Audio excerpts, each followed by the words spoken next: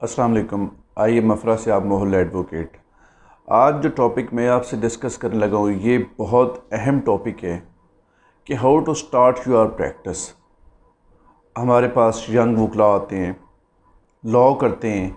Law करने के बाद उन्हें प्रैक्टिस के फील्ड में काफ़ी ज़्यादा जो प्रॉब्लम्स हैं वो आती हैं, जैसा कि प्रैक्टिस का ना चलना, क्लाइंटेज ना होना, पैसे का ना होना और भी बहुत सारी ऐसी प्रॉब्लम्स होती हैं।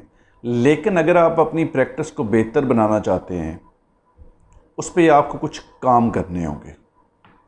अगर मैं अपनी बात करूं तो शुरू शुरू में ये प्रॉब्लम मुझे भी आई, क्लाइंट का ना होना। जब आप स्टूडेंट्स एक प्रोफेशनल लाइफ के अंदर आते हैं तो बहुत सारी जो प्रॉब्लम्स हैं वो आपको दरपेश आती हैं, लेकिन इन सब का जो मुकाबला है वो बड़ी हिम्मत के साथ आपने करना होता है। लेकिन आज मैं आपको कुछ ऐसे स्टेप्स बताऊंगा, अगर उन स्टेप्स पे आप अमल करते हैं तो आप कामयाब होते हैं, आपकी जो प्रैक्टिस है वो अच्छी हो जाएगी। सबसे पहली चीज़ हमारी प्रैक्टिस के अंदर जो होती है वो होती है मोटिवेशन। आपने हमेशा मोटिवेट रहना है। कभी भी इस चीज़ को लेके आपने परेशान नहीं होना कि अभी केस मेरे पास नहीं आ रहे या दूसरे लोगों के पास, दूसरे वकला के पास बहुत ज़्यादा केसेस हैं। क्योंकि अगर आप मेहनत करते हैं तो आप कामयाब भी होते हैं। हमारे पास अगर जो भी डिस्ट्रिक्ट है वहाँ पर आप कोशिश करें कि आप टॉप 2 में आएँ, क्योंकि वकालत के अंदर ये भी याद रखें कि टॉप हमेशा खाली होता है। आपने अगर इस नज़र से प्रैक्टिस करनी है कि मैंने टॉप पे आना है तो आप कामयाब भी होते हैं। मोटिवेशन के बाद दूसरी चीज़ जो होती है वो होती है स्ट्रगल। वकालत के शोबा में आपको स्ट्रगल बहुत ज़्यादा करनी पड़ती है। स्ट्रगल हर फेस पे आपको करनी पड़ती है, हर चीज़ के अंदर आपको स्ट्रगल करनी पड़ती है। जब आप अपनी स्ट्रगल नहीं करते हैं तो होता क्या है कि आपकी ना तो प्रैक्टिस चलती है, ना आपके पास पैसा आता है।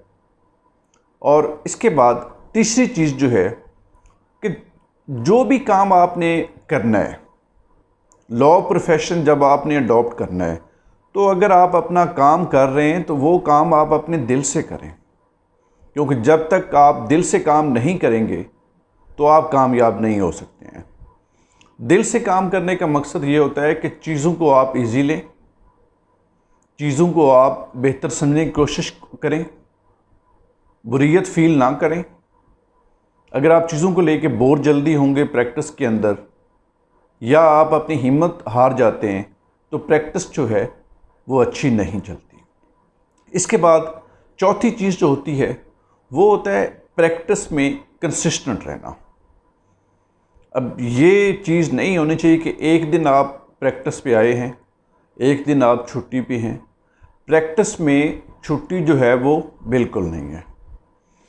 मैं प्रैक्टिस के हवाले से ये बात करता हूँ कि अगर मैं अपनी प्रैक्टिस की बात करूँ, मुझे 11 ईयर्स हो चुके हैं, लेकिन मुझे नहीं याद कि मैंने किसी एक दिन भी छुट्टी की हो। केस है, केस नहीं है, दोनों सूरतों में मैं अदालत में ज़रूर पहुंचा हूं, अपने ऑफिस ज़रूर गया हूं। अगर आउट ऑफ सिटी केसेस हों तो, क्योंकि वो भी मेरा जो काम है वो वकालत के लिए मैं निकलता हूं, इसलिए इस शोबा में छुट्टी जो है वो बिल्कुल नहीं है। उसके बाद पांचवी चीज़ जो है, जहाँ पर आप प्रैक्टिस करते हैं, जहाँ पे आपका ऑफिस है, वो प्राइम लोकेशन पे होना चाहिए, जहाँ पे जो आपका क्लाइंट है उसे इजी एक्सेस हो। अब ये नहीं है कि वो आपका ऑफिस ही ढूंढता रहे या आपका ऑफिस मिले ही ना। ऑफिस का होना जो है प्राइम लोकेशन पे वो बहुत ज़रूरी है। अगर आप डिस्ट्रिक्ट बार में हैं या तहसील बार में हैं, वहाँ पे कोशिश करें कि अगर आपको ग्राउंड फ्लोर मिलता है तो वो लें। अगर लाहौर की हम बात करें तो यहाँ पर बड़े बड़े प्लाजा हैं, यहाँ पर आप जो है वो लिफ्ट की सहूलत भी आपको मिल जाती है। मेन रोड पे आपका दफ्तर हो तो वो सबसे बेहतर बात होती है। ये प्रैक्टिस में बहुत अहम चीज़ होती है। छठे नंबर पर जो बात है कि अगर आप जूनियरशिप के अंदर हैं तो याद रखिएगा, आपने 1 साल से ज़्यादा जो है वो जूनियरशिप में नहीं रहना है। 1 साल जो है वो अनफ है। इसके बाद आप अपनी प्रैक्टिस करें। ये मैं आपको बात पहले बता चुका हूँ कि शुरू में प्रैक्टिस आपकी नहीं चलेगी, आपको क्लाइंट नहीं आता, लेकिन जो ऑफिस है आपका वो इंडिपेंडेंट होना चाहिए, क्योंकि आपका क्लाइंट ही तब बनता है जब आप इंडिपेंडेंट होते हैं। उसके बाद नेक्स्ट अगर हम बात करें सोलो प्रैक्टिस की, उसमें भी आपने जो है वो हिम्मत नहीं हारनी है। यहाँ पर भी सोलो प्रैक्टिस के अंदर भी बहुत ज़्यादा मुश्किलात आती हैं। आपको सम टाइम्स जो है ये नहीं पता चलता कि इस केस को कैसे डील करना है। उसके लिए रीडिंग करें, आप जो आपके दोस्त काबिल हैं उनसे पूछें। अगर इस हवाले से आपको कभी कोई प्रॉब्लम हो, आप मुझे कॉल कर लें। मेरा नंबर जो है वो मैं डिस्क्रिप्शन में दे भी देता हूँ, आप मुझसे पूछ सकते हैं, अपने जो असातिज़ा हैं उनसे पूछ सकते हैं। उसके बाद 8वें नंबर पर जो चीज़ है वो ये है कि आपने कार्ड और अपनी फाइल्स जो हैं ये ज़रूर बनवानी है। जो भी आपसे कोई भी शख्स अगर मिलता है तो आप उसको अपना कार्ड जो है वो हैंड ओवर करें। अगर कोई आप केस बना रहे हैं तो फ़ाइल जो है वो आपकी अपनी होनी चाहिए, बजाय इसके कि आप 10 या 15 रुपए की फ़ाइल जो है शॉप वाले से लें। आप अपनी फ़ाइल्स जो हैं पहले से बनवाएं।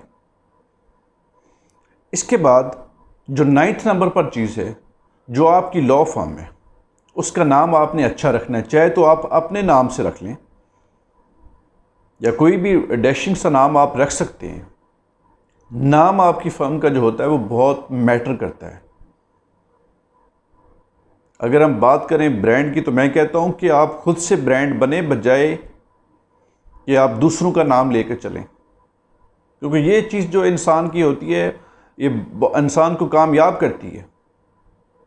उसके बाद नेक्स्ट चीज़ जो है 10th नंबर पर, वो होती हैं आपने जो बुक्स रीडिंग है वो बहुत ज़्यादा करनी है। जब मेरी प्रैक्टिस नहीं चलती थी तो मैं सारा दिन जो है वो किताबें पढ़ता रहता था, जजमेंट्स पढ़ता रहता था, और उस रूटीन को मैंने स्टिल लेके चल रहा हूँ। अगर मेरे पास टाइम ना भी हो तो मैं 1 घंटा 2 घंटे मिनिमम जो इतनी स्टडी है वो मैं डेली करता हूँ, क्योंकि मैं जुडिशल एकेडमी भी चला रहा हूँ। इस हवाले से भी मुझे काफ़ी ज़्यादा पढ़ना पड़ता है, क्योंकि अगर मैं पढ़ूँगा तो बाकियों को भी इस चीज़ का फ़ायदा होगा।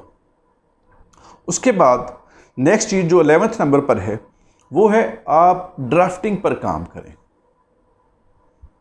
प्लेंट, रिटर्न स्टेटमेंट या रिट पिटीशन जो है वो आपको लिखना आता हो, बेल जो है वो आपको लिखनी आती हो, प्री अरेस्ट, पोस्ट अरेस्ट।